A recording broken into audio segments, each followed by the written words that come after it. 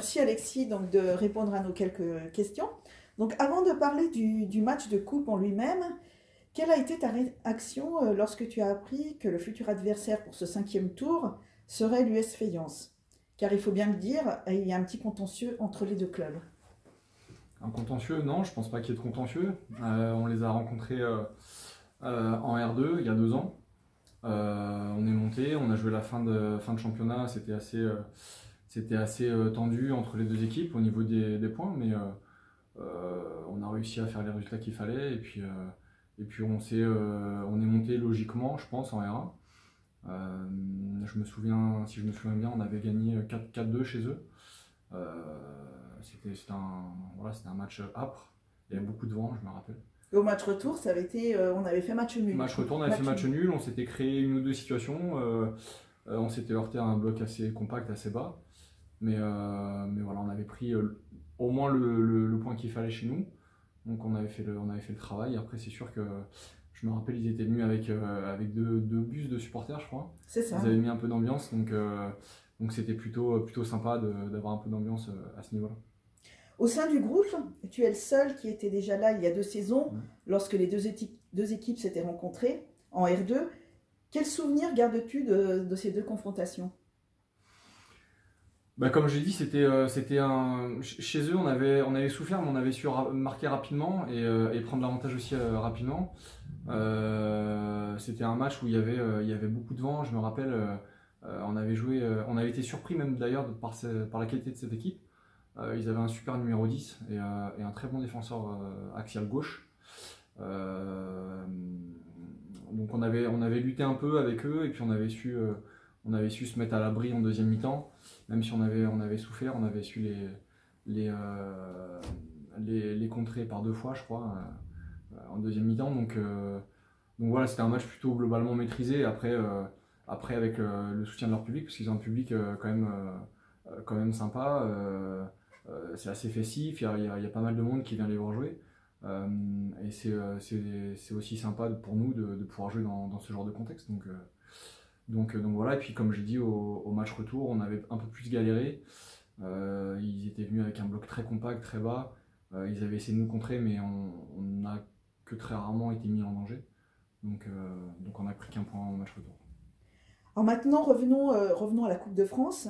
Peut-on dire que ce tirage est un bon tirage pour Thonon-Evian, sachant qu'il y a quand même 2 niveaux d'écart entre les 2 formations? Est-ce que c'est un bon tirage? Je sais pas, je te dirai dimanche soir. En tout cas, une chose est sûre, c'est que les matchs de coupe, ce sont des matchs à élimination directe. Donc forcément, les 2 niveaux d'écart, je pense qu'on les ressentira pas ce week-end. L'année dernière, nous, on a battu une CFA qui était 2 niveaux au-dessus de nous.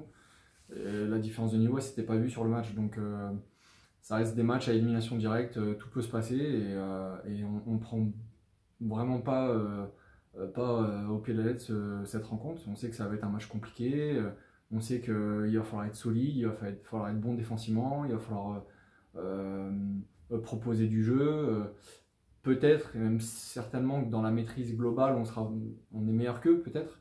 Mais sur un match de Coupe de France, tout est possible. Donc on y va avec de la sérénité, avec beaucoup de détermination et l'envie de se qualifier, bien évidemment.